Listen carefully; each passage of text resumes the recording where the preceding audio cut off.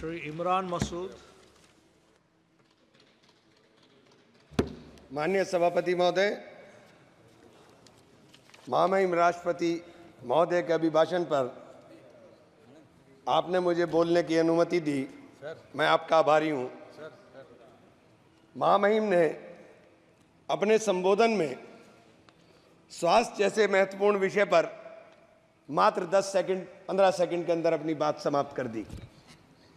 मान्यवर, 55 करोड़ भारतीयों को आयुष्मान योजना में पात्रता दी, 25,000 जन औषधि केंद्र खोले जा रहे हैं और 10 वर्ष से ऊपर के नागरिकों को भी प्रधानमंत्री आरोग्य योजना में पात्र बनाने का निर्णय लिया गया।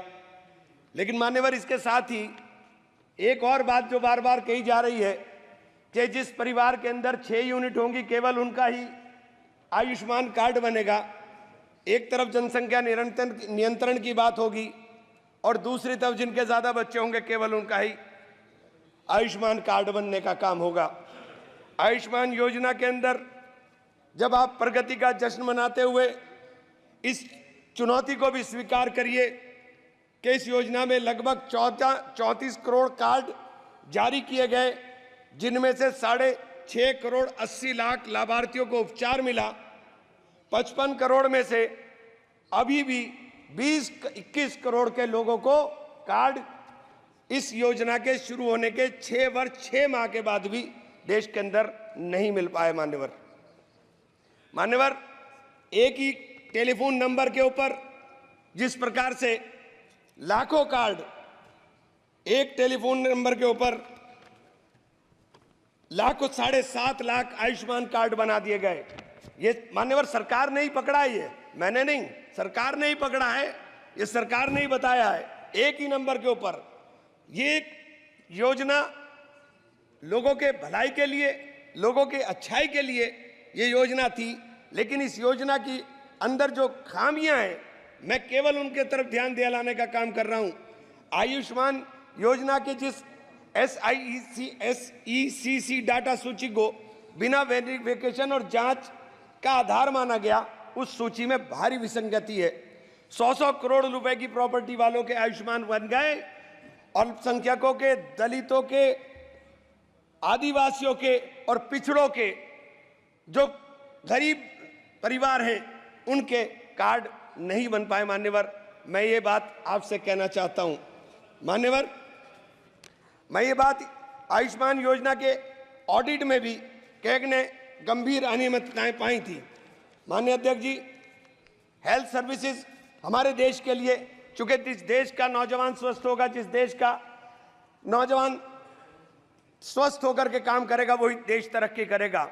स्वास्थ्य के ऊपर जब आप बात करते हैं कि हमने 315 मेडिकल कॉलेज नए बना दिए, लेकिन उन मेडिकल कॉलेज के अंदर क्या मानकों के अनुरूप आपने जो उपकरण है उनको उपलब्ध कराने का काम किया, या उन मानकों के अनुरूप आपने डॉक्टर उपलब्ध कराने का काम किया? मान्यवर, मेरे यहाँ शेखुलिन मेडिकल कॉलेज बनाया गया, 10 साल हो गए उस मेडिकल कॉलेज को, लेकिन आज तक उस मेडिकल कॉलेज के भवन हस्तांतरित नहीं हुआ, और जब भवन हस्तांतरित नहीं हुआ तो अनुरक्षण का पैसा नहीं मिला। मान्यवर, 10 साल तक जिसके ऊपर मेंटेनेंस ना हो, उस भवन को बताइए उसकी स्थिति क्या हो गई हो। मेडिकल कॉलेज बना दिया है, लेकिन मेडिकल कॉलेज के अंदर डॉक्टर नहीं है, एक भी सुपर स्पेशलिटी विभाग नहीं है। आप कह रहे हैं मेडिकल कॉलेज है, कोई सुपर स्पेशलिटी नहीं है, और जब सुपर स्पेशलिटी नहीं है तो फिर मरीजों को बाहर जाना पड़ेगा। मान्यवर, बड़ा चारों तरफ से घिरा हुआ, 3-3, 4-4 प्रदेश से घिरा हुआ क्षेत्र है मेरा। जब मेरे जैसे क्षेत्र जो समृद्ध क्षेत्रों के अंदर भी लगता है, वहां पर उस मेडिकल कॉलेज का, सरकारी मेडिकल राजकीय मेडिकल कॉलेज का ये हाल है, तो देश के अंदर क्या होगा? मान्यवर, इस तरफ ध्यान देने की जरूरत है। इसी प्रकार से आपने विश्वविद्यालय का है, विश्वविद्यालय मेरे माशा कुमरी विश्वविद्यालय खोला गया, 4 साल हो गए, लेकिन आज तक शैक्षणिक सत्र पूरा तरीके से स्टार्ट नहीं हो पाया। मान्यवर, पूरी बिल्डिंग आज तक नहीं बन पाई। मान्यवर, पूरा पैसा नहीं मिल पाया। आपके केंद्रीय विश्वविद्यालयों में जिस प्रकार के 45 केंद्रीय विश्वविद्यालयों में 30% से अधिक शिक्षण पद खाली पड़े हुए। मान्यवर, 30% से अधिक। एएमयू एक बहुत बड़ा शिक्षण संस्थान है जहां शिक्षकों का अभाव है, उसका फंड लगातार काटा जा रहा है। किशनगंज के अंदर उसकी जो ब्रांच थी वो ब्रांच ऑलमोस्ट बंद होने के कगार पर आ गई। मान्यवर, इन संस्थाओं से गरीबों के बच्चे पढ़कर निकल रहे हैं। मैं आपके ध्यान इस तरफ जरूर दिलाना चाहूंगा कि जब नीट की परीक्षाएं कैंसिल हो जाएं, जिस प्रकार से बार बार पर्चे लीक हो जाएं, तो सरकार को इन चीजों के ऊपर ध्यान देने की जरूरत है। मान्यवर, देश का नौजवान आज परेशान है, चाहे वो अग्निवीर के नाम पर हो, चाहे वो नीट के नाम पर हो, और चाहे वो उद्योग धंधों के नाम पर हो। जब आप उद्योग धंधों की बात करते हैं, आप कहते हैं कि हमारी सरकार 5 ट्रिलियन इकोनॉमी की तरफ जा रही है, लेकिन मान्यवर ये नहीं बताने का काम करते कि 5 ट्रिलियन इकोनॉमी के लिए 10% से अधिक की ग्रोथ रेट चाहिए। आपकी ग्रोथ रेट क्या है साथ मान्यवर, जब मैं आपका ध्यान इस रोजगार के गंभीर विषय की तरफ रखूंगा, राष्ट्रीय सांख्यिकी मंत्रालय NSO द्वारा असंगठित क्षेत्र में उद्यमों के सालाना सर्वे में जो चौंकाने वाला तथ्य है वो ये है मान्यवर के जुलाई 2015 से सितंबर 2023 के बीच भारत में लगभग 18 लाख फैक्ट्रियां बंद हुई हैं, जिसमें 54 लाख से अधिक लोगों की नौकरियां चली गईं। विनिर्माण क्षेत्र में असंगठित व्यक्तियों की संख्या 157 लाख से घटकर 178.2 रह गई, जो 9.3% गिरावट है। मान्यवर, ये छोटी छोटी जो फैक्ट्री हैं, ये असंगठित क्षेत्र के उद्यम थे। इन असंगठित क्षेत्र के अंदर कुल 10 करोड़ 96 लोग काम कर रहे हैं। मान्यवर, ये सरकार के आंकड़े हैं। मैं इसलिए ये बात कहना चाहता हूं कि जब आप 5 ट्रिलियन की बात करते हो तो आपका निर्यात और आयात आपको देखना पड़ेगा कि आपके आयात के ऊपर निर्भरता कितनी हो गई है। निर्यात लगातार आपके देश के अंदर घट रहा है।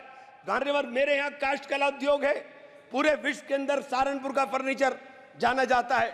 हमारे यहाँ 1500 करोड़ का कारोबार होता था, लेकिन 1500 करोड़ का कारोबार घट करके 800 करोड़ पर आ गया। मान्यवर, जब 800 करोड़ पर मेरे अकेले एक डिस्ट्रिक्ट के अंदर कारोबार आ रहा है, मान्यवर 650 जिले हैं इस देश के अंदर, 650 से जिलों से अंदर क्या स्थिति होगी।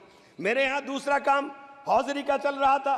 हौजरी का भी पूरा का पूरा देश के अंदर हमारी यहाँ से सप्लाई होती है, लेकिन हौजरी के उद्योग के लिए हमारे यहाँ किसी प्रकार का कोई नहीं। अगर टेक्सटाइल पार्क, मान्यवर मेरी मेडन स्पीच है और आपसे अनुरोध है कि मुझे कम से कम 5 मिनट दे दे, कम से कम। मान्यवर, टेक्सटाइल और गारमेंट पार्क हमारे यहाँ अगर बनाए जाएंगे तो इनमें 2.5 लाख लोग रोजगार के अंदर लगे हैं। इन लोगों को रोजगार मिलने का काम होगा। अगर इनको रोजगार मिलेगा मान्यवर, तो मैं ये कहना चाहता हूं, आप जो 5 ट्रिलियन का लक्ष्य लेकर चले हैं, जब तक नौजवान को रोजगार नहीं मिलेगा, जब तक आप उस लक्ष्य को प्राप्त नहीं कर सकते। आप बार बार मान्यवर लगातार चल रहा है कि कानून देश में कड़े बनाए जा रहे हैं, लेकिन भीड़ अनियंत्रित होकर के जिस तरह से लोगों को मारने का काम कर रही है, जिसे मॉब लिंचिंग कहते हैं। मेरे जनपद में, मेरे मंडल में 3 लोगों को छत्तीसगढ़ के अंदर मारा गया। मान्यवर, उत्तर प्रदेश के अंदर, अलीगढ़ के अंदर इस प्रकार के भीड़ तंत्र ने एक व्यक्ति की हत्या की।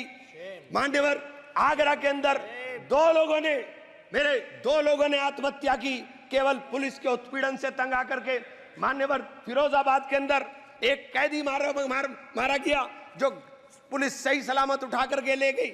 जो ये हालात देश के अंदर बन रहे हैं, आप कानून सख्त करने की बात कर रहे हैं। मान्यवर, ये कानून सख्त करने से केवल काम नहीं चलेगा, उसके ऊपर अमल करने से काम चलेगा। मान्यवर, अमल होना चाहिए। Please conclude, please. 2 मिनट मान्यवर, बस 2 मिनट में कर दूं। अगर आप मैं आपसे मान्यवर जरूर एक बात जरूर कहना चाहूंगा। मेरे क्षेत्र में मां शाकुंभरी बहुत बड़ी सिद्धपीठ है।